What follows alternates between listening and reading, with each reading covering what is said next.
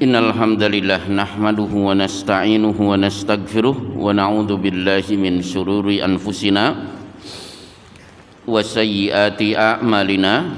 Asyhadu an la ilaha illallah wa asyhadu anna Muhammadan abduhu wa rasuluhu wa ba'du.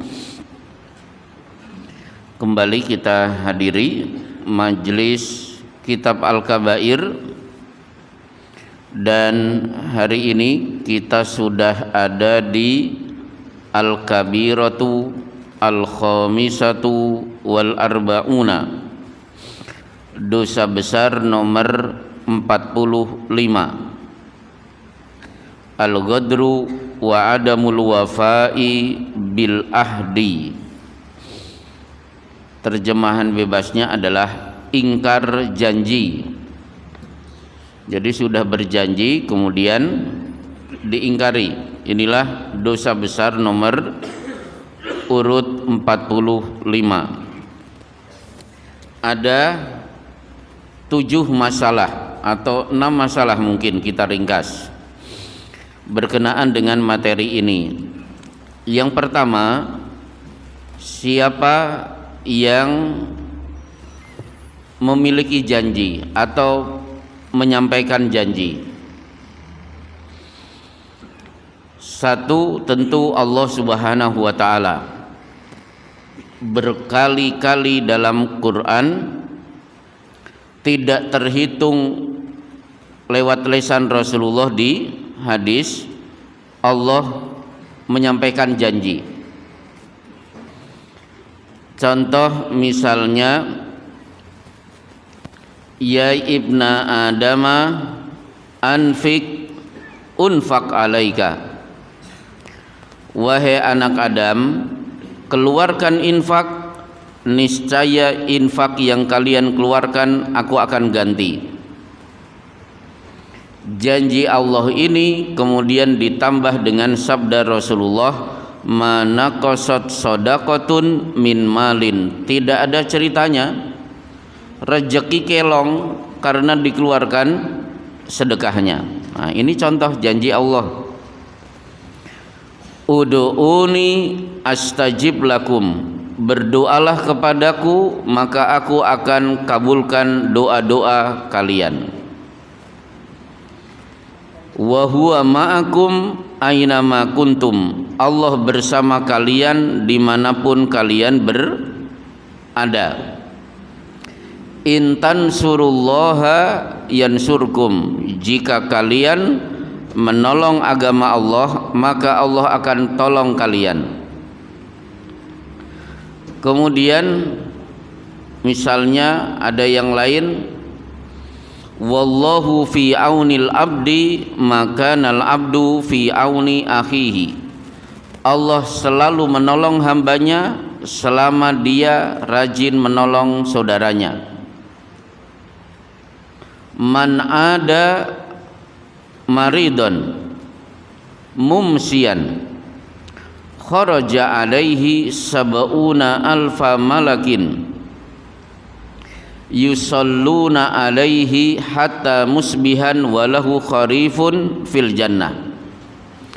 Siapa di antara kalian menengok orang sakit, nengoknya sore hari, maka Allah kerahkan 70.000 malaikat mengelilingi orang ini, mendoakan orang ini non-stop dari sore sampai waktu subuh.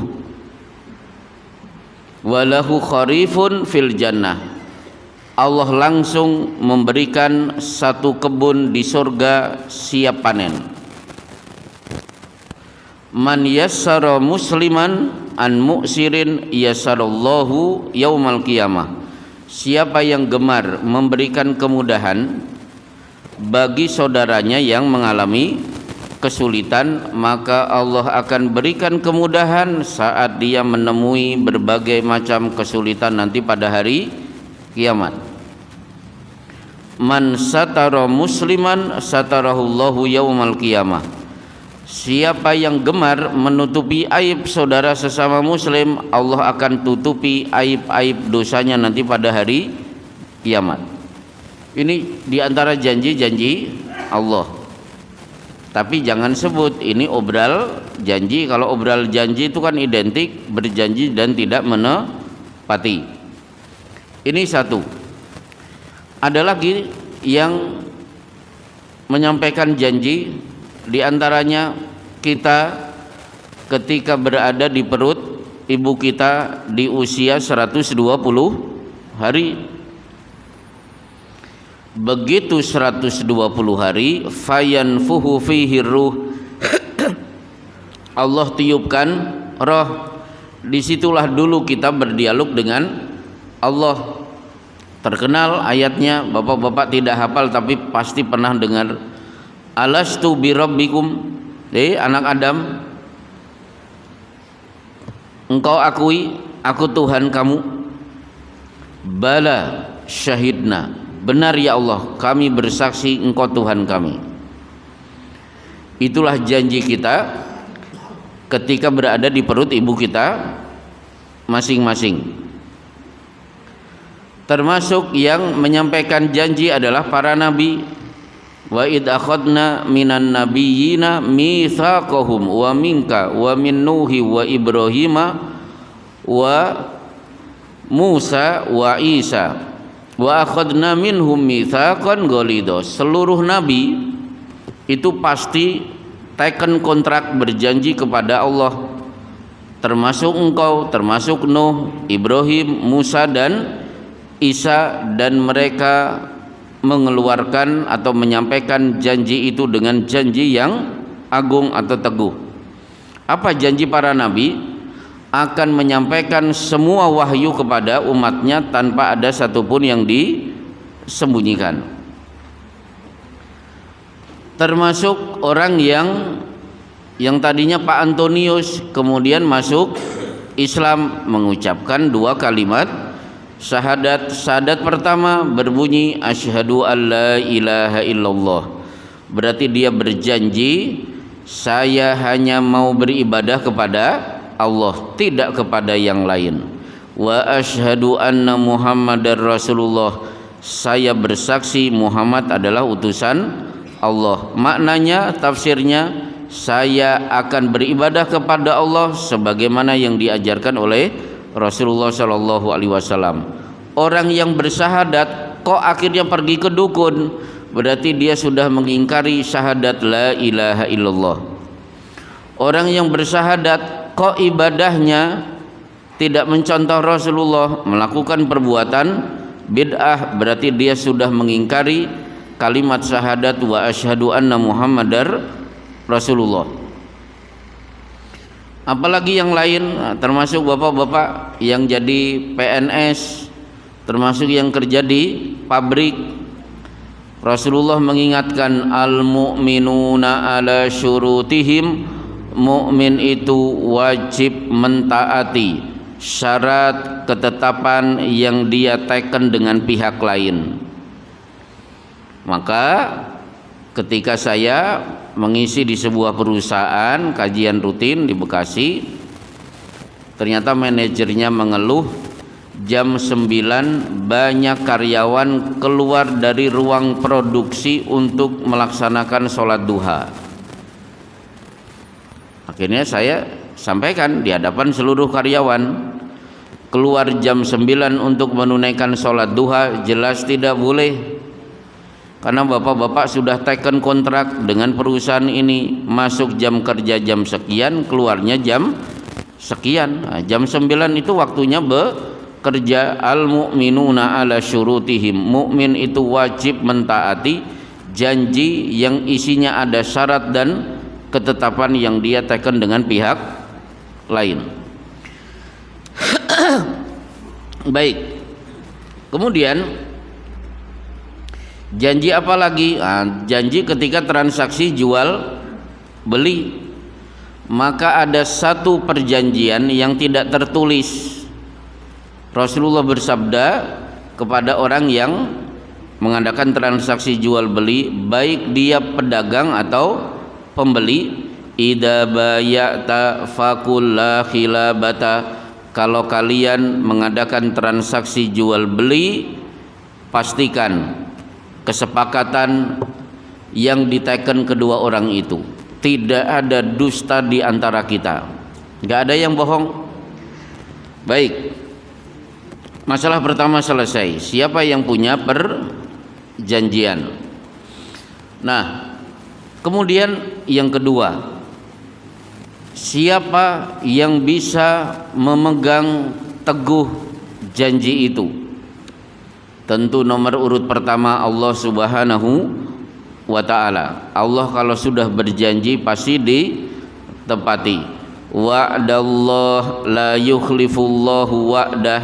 Demikian Allah yang sudah berjanji, Allah tidak pernah ingkar dengan janjinya. Wa kana wa'dan maf'ula. Setiap Allah berjanji pasti terjadi, tidak mungkin diingkari. Tersebar banyak ayat bahwa Allah kalau berjanji tidak pernah mengingkari. Mungkin ada pertanyaan. Nah, saya pernah mendapatkan pertanyaan di sebuah majelis taklim. Saya pernah menolong seseorang. Saya biayai sekolahnya dari SD, SMP, SMA sampai kuliah. Ternyata dia tidak tahu terima kasih. Lulus kuliah, dapat pekerjaan, tidak pernah ada keinginan untuk datang mampir ke rumah saya. Padahal dia sukses. Setelah lulus kuliah, dia punya pekerjaan mantap, sukses.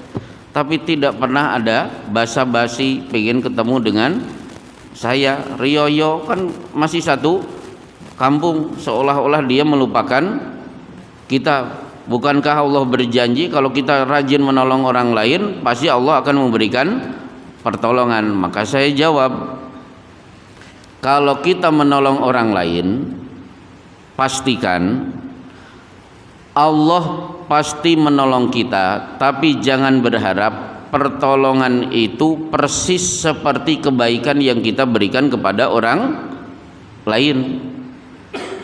Dan jangan berharap kalau kita nolong orang itu nanti dia yang membalas saya. Mungkin kita dibalas oleh orang lain. Contoh, saya nolong orang lain, saya biayai sekolahnya sampai akhirnya dia sukses. Ternyata pertolongan Allah buat kita apa?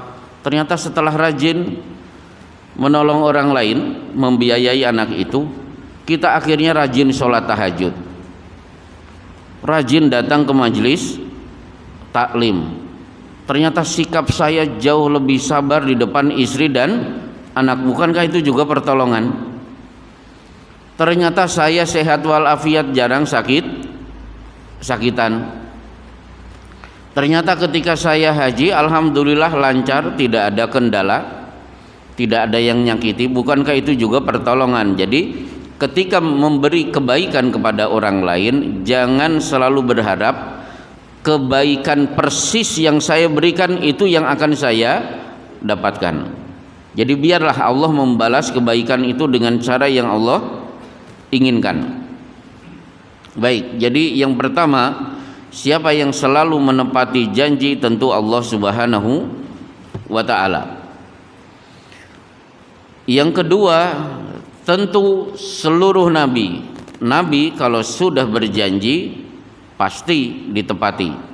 Tapi dari sekian nabi, yang paling hebat menepati janji adalah Nabi Ismail alaihi salam, karena langsung disebut oleh Allah di surat Maryam, wadhkur fil kitabi Ismail. Ceritakan wahai Muhammad kisah Nabi Ismail dalam kitab ini, maksudnya dalam Al-Quran.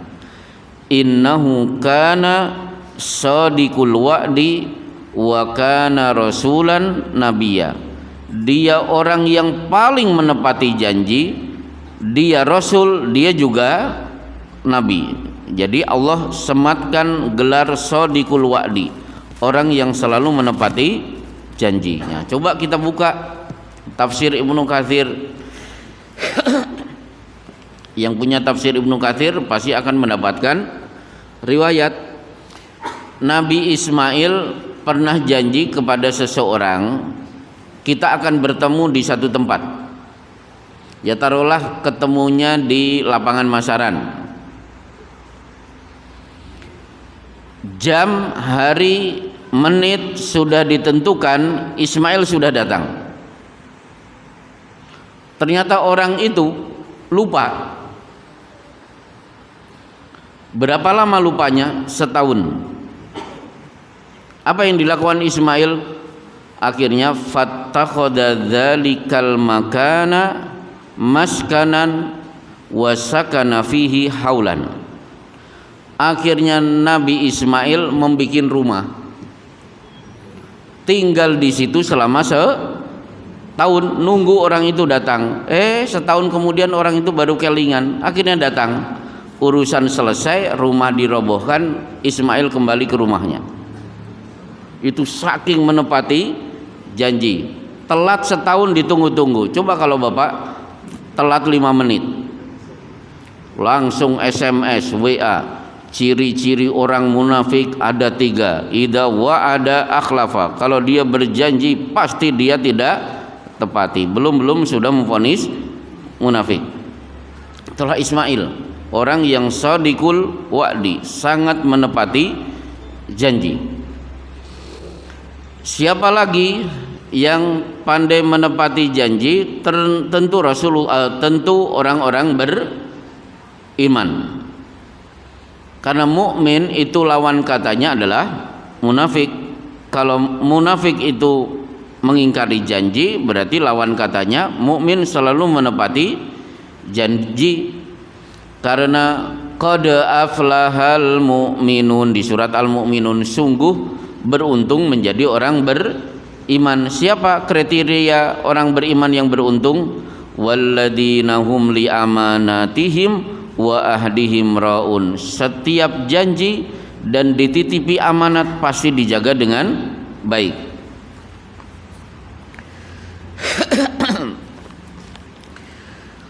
Inilah contoh-contoh orang-orang yang bisa, kelompok-kelompok yang bisa menepati janji. Nah, masalah selanjutnya, siapa yang tidak bisa dipegang janjinya? Tentu nomor urut pertama setan atau iblis. Iblis itu tidak bisa dipegang janjinya. Sebagaimana iblis menjamin kalau kamu dekati pohon ini pasti kamu akan kekal. Hal adulluka ala syajaratil khuldi, mau tidak Adam, ini pohon namanya pohon kekekalan, biar kamu kekal di surga. Inni lakuma minan nasihin, wahai Adam dan Hawa, kami betul-betul memberikan nasihat kepadamu. Tenang, nggak usah takut. Ternyata Adam kapusan dimakan, kemudian iblis cuci tangan. Ini contoh. Termasuk iblis itu sebenarnya pernah menemui Abu Jahal dan teman-temannya menjelang perang Badar. Jadi iblis yang menjelma sebagai sosok laki-laki Arab datang sudah mempersiapkan sekian ribu pasukan dari setan. Maka Abu Jahal bahagia, tenang, wah ini perwakilan setan datang akan membantu kita melawan Muhammad pada perang Badar. Apa yang terjadi? Falamma tara alfi'atani nakasa ala akibaihi. Ketika dua pasukan sudah saling berhadapan, iblis dan teman-temannya langsung lari tunggang langgang, terus menyampaikan kepada Abu Jahal pamit, inni ara ma la tarawna, aku melihat 1.000 pasukan malaikat datang, kalian pasti tidak bisa melihat. Inni akhafullah, sesungguhnya aku takut kepada Allah. Jadi iblis pernah ingkar janji kepada Abu Jahal. Termasuk yang tidak bisa dipegang janjinya adalah orang-orang munafik. Jangankan kepada orang beriman, kepada orang kafir saja orang munafik ingkar janji. Abdullah bin Ubay datang menemui tokoh Yahudi Banu Nadir. wahai Yahudi Banu Nadir, tulis tantangan kepada Muhammad, tidak usah takut, kami siapkan pasukan untuk membantu kalian. Nah, betul, akhirnya Yahudi Banu Nadir, Ka'ab al-Ashraf nulis surat, Muhammad jangan bangga bisa mengalahkan orang-orang kafir pada perang Badar. Kami juga punya pasukan yang bisa diperhitungkan. Kalau berani ayo kemari. Akhirnya Rasulullah mengirimkan pasukan. Rasulullah berangkat, ditunggu-tunggu, munafik tidak ada yang jedul. Akhirnya perang terjadi, perang Yahudi Banu Nadir yang diabadikan dalam surat Al-Hasyr. Jadi kepada sesama kongsi, sesama kafir, mereka juga ingkar janji. Baik. Nah, kemudian termasuk ingkar janji saudara-saudara Yusuf. Kalau Bapak pelajari kisah Nabi Yusuf, kan saudara-saudara Yusuf minta kepada bapaknya, izinkan kami untuk membawa Yusuf main lebih jauh. Masa Yusuf taunya rojawi nangun aja, mbok sesekali ke Daungan, Pucuk sana, kan begitu. Ya abana malaka la ta'manna, wahai ayah, kenapa ayah tidak mempercayai kami? Kami adalah kakak-kakak yang sangat sayang kepada adik. Kami ingin menunjukkan kasih sayang. Tenang Pak, pasti kami akan menjaga adik saya. Ternyata bapaknya karena rayuan maut dari kakak-kakaknya terpaksa melepas Nabi Yusuf alaihissalam. Singkat cerita, Yusuf pun dibuang ke sumur, akhirnya menjadi barang dagangan yang dijual ke Mesir. Itu contoh bahwa mereka ingkar janji. Baik, dari sekian ingkar janji, sebenarnya ada janji-janji yang boleh diingkari. Ada janji yang boleh diingkari. Apa itu? Rasulullah sallallahu alaihi wasallam bersabda, man halafa ala yaminin thumma ra'a atqalillahi minhu falyati at-tuqa. Siapa yang terlanjur bernadar, berjanji kepada Allah untuk melakukan satu ketaatan, kalau Allah kabulkan doa-doanya, tiba-tiba ada amal ibadah yang jauh lebih bagus, maka boleh nadar itu diingkari, beralih kepada sesuatu yang lebih bagus, yang lebih bernilai takwa. Contoh, ya Allah, seandainya anak saya lulus UMPTN, saya akan infakkan 5 juta untuk pembangunan masjid. Akhirnya betul, anaknya lulus UMPTN, dia ambil duit dari bank, pergilah ke masjid yang dimaksud. Tiba-tiba baru 1 langkah 2 langkah ditelepon Pak Le, ternyata keponakannya sedang masuk rumah sakit, membutuhkan biaya. Boleh tidak kita ingkari janji kepada Allah? Boleh. Dan ini masuk fikih aulawiyat, fikih prioritas. Kalau ada 2 hal sama-sama yang sama-sama baik, bertubrukan, tapi harus ada yang dikorbankan, maka ambil ibadah yang jauh lebih bernilai takwa di sisi Allah. Berarti 5 juta kita urungkan untuk pembangunan masjid, berikan kepada anak paman. Karena yas'alunaka madza yunfikun, mereka bertanya kepadamu wahai Muhammad, bagaimana cara berinfak yang benar. Qul ma anfaqtum min khairin falil walidaini wal aqrabina wal yatama wal masakin wabnis sabil.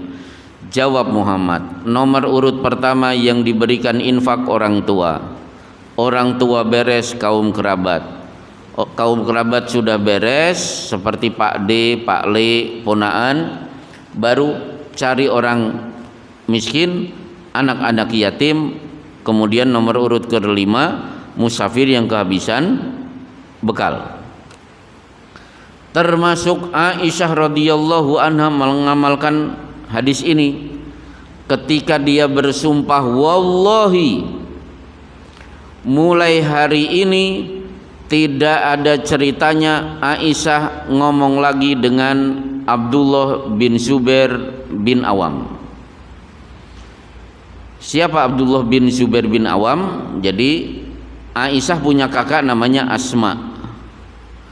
Asma punya anak namanya Abdullah. Karena Aisyah tidak dikaruniai anak, akhirnya kasih sayang ditumpahkan kepada Abdullah. Kemana-mana digendong-gendong. Sampai akhirnya penduduk Madinah memanggil Aisyah dengan Ummu Abdillah, ibunya Abdillah. Padahal itu anak dari Mbak Yunya. Ketika dewasa terjadi konflik antara Aisyah dengan Abdullah bin Zubair bin Awam. Keluarlah kalimat wallahi, sampai mati aku tidak akan bertegur sapa dengan Abdullah. Berarti jutaan. Berapa lama? 1 tahun. Penduduk Madinah yang datang menasehati Aisyah dan Abdullah bin Zubair selalu gagal. Ayo Aisyah, maafkan keponakanmu. Gak bisa, ini sudah harga mati. Abdullah, kamu kan keponakan, lebih muda, kamu pernah disayang-sayang oleh bibimu, ayo datang bloko suto minta maaf. Gak ada ceritanya saya minta maaf. Itu kisahnya ada di Riyadhus Shalihin. Akhirnya para sahabat menemukan ide, kita jebak bibi dengan keponakannya dalam satu acara biar ketemu tanpa bisa belok ke kanan dan ke kiri. Ternyata jebakannya berhasil. Cedul berpapasan, seluruh sahabat nangis. Ayo Aisyah, ulurkan tanganmu. Kemudian ayo Abdullah bin Zubair, ulurkan tanganmu. Akhirnya situasi membuat Aisyah ikut terhanyut. Aisyah nangis, Abdullah bin Zubair nangis. Kemudian keduanya berjabat tangan saling memaafkan. Karena ini sudah terlanjur bersumpah, maka sumpah harus diakhiri dengan membayar kafarat. Aisyah mengambil kafarat membebaskan 100 orang budak. Jadi sudah berjanji, sudah bersumpah, boleh, malah bagus untuk diingkari sumpah itu. Baik, nah, tapi sekarang kita masuk ke inti pelajaran. Mana dalil bahwa ingkar janji termasuk dosa besar? Di sini Imam Az-Zahabi membawakan riwayat Rasulullah sallallahu alaihi wasallam bersabda, Allah azza wa jalla berfirman. Berarti Rasulullah mengutip firman Allah Subhanahu wa taala, salasatun ana khasmuhum yaumal qiyamati. 3 kelompok aku sendiri yang akan langsung nuntut orang itu. Salah satunya adalah rajulun istajaro ajiron, seorang yang mengangkat karyawan. Berarti dia punya pabrik atau punya kantor, dia angkat karyawan, taken kontrak. Fastaufa minhu al-amala, si karyawan ternyata mengerjakan pekerjaan sesuai dengan yang sudah ditentukan, 100% sempurna.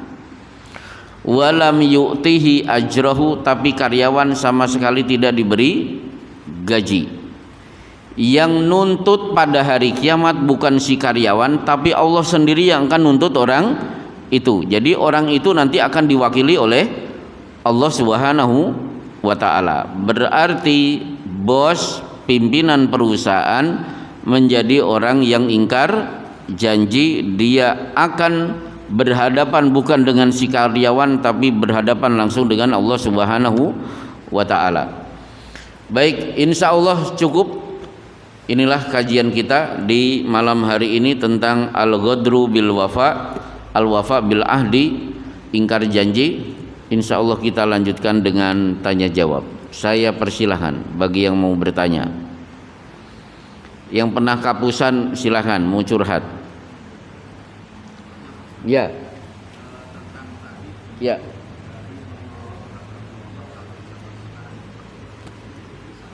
Ya.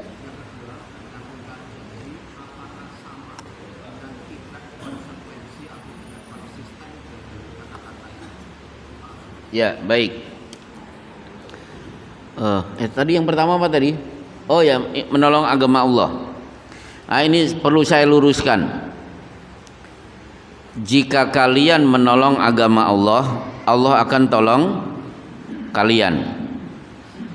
Pertanyaannya, umat Islam sudah berusaha berjuang membela agama Allah. Kenapa di mana-mana kalah? Di jalur Gaza umat Islam babak belur. Baik. Ada risalah tipis saya baca 30 tahun yang lalu. Judulnya Haqiqatun Nasri, hakikat kemenangan.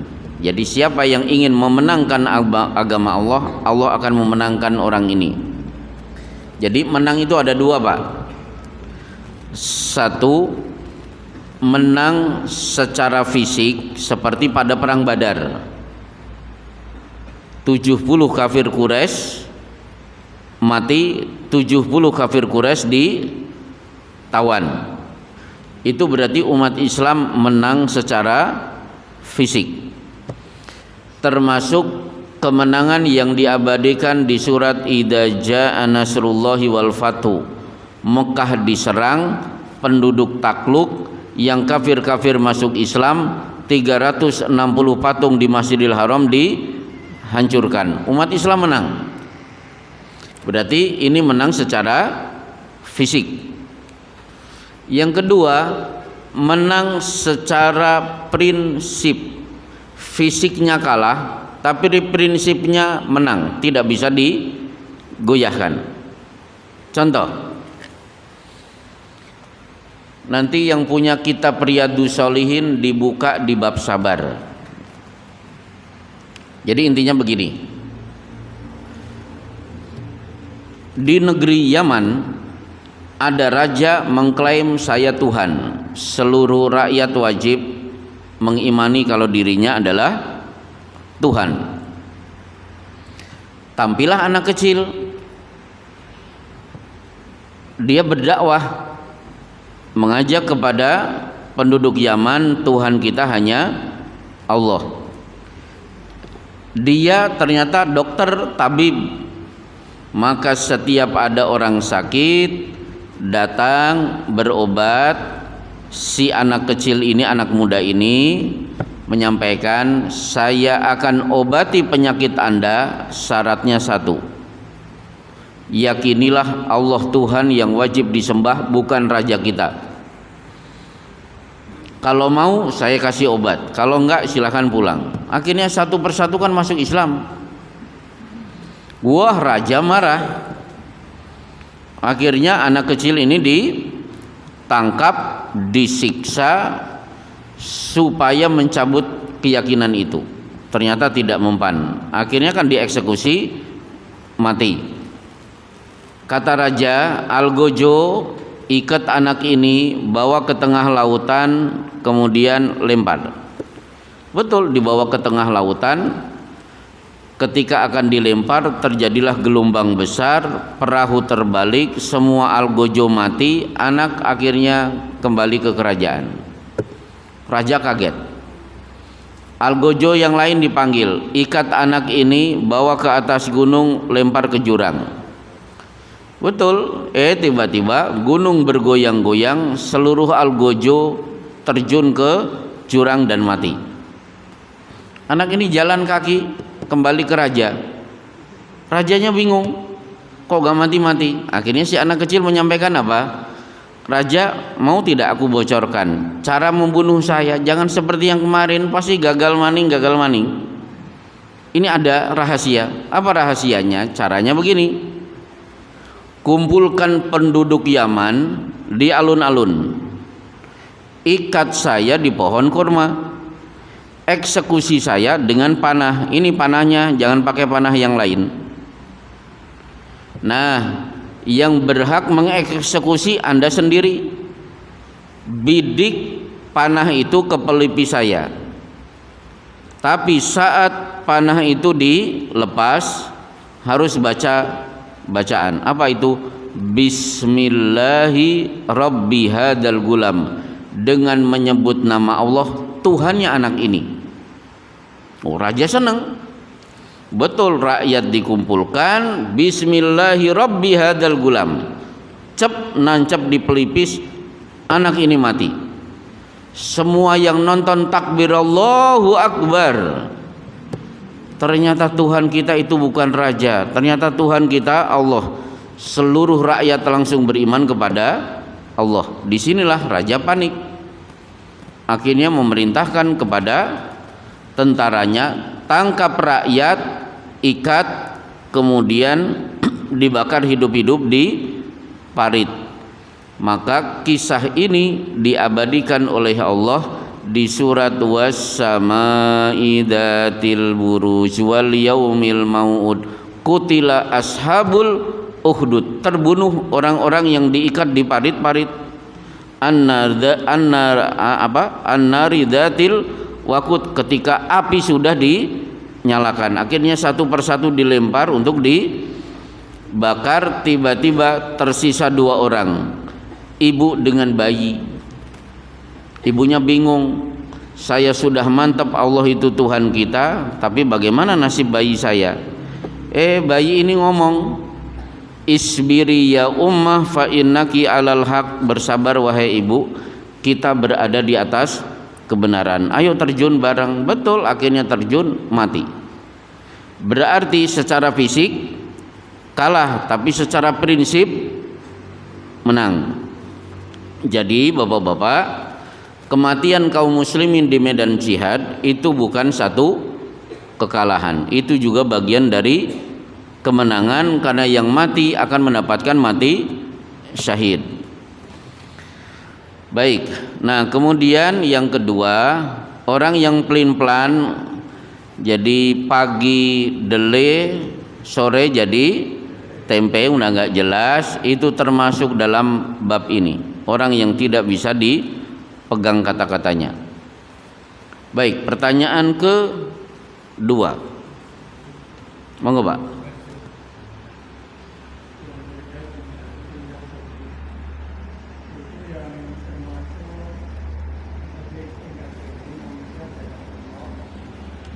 Agak keras Pak, suaranya kalah dengan kipas angin.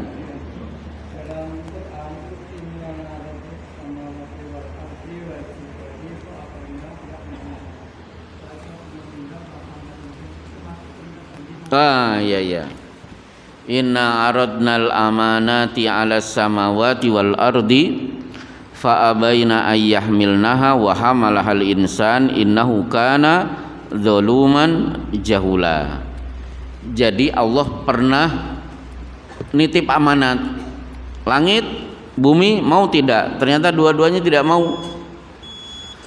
Akhirnya amanat itu diambil oleh manusia. Pertanyaannya, apa yang dimaksud amanat itu? Amanat adalah perintah dan larangan dari Allah, dilaksanakan pasti masuk surga, tidak dilaksanakan pasti masuk neraka. Nah, langit dan bumi, kalau kami tidak melaksanakan berarti kami disiksa. Nggak mau, menolak. Akhirnya amanat itu diambil oleh manusia, padahal karakter manusia itu zalim dan bodoh. Itulah yang dimaksud dengan amanat. Satu terakhir, alhamdulillah, adzan sudah masuk. Insya Allah pekan kedua masih seputar kitab kabair kita akan lanjutkan di Selasa yang akan datang. Wa sallallahu ala Muhammadin wa ala alihi wa sahbihi ajmain. Assalamualaikum warahmatullahi wabarakatuh.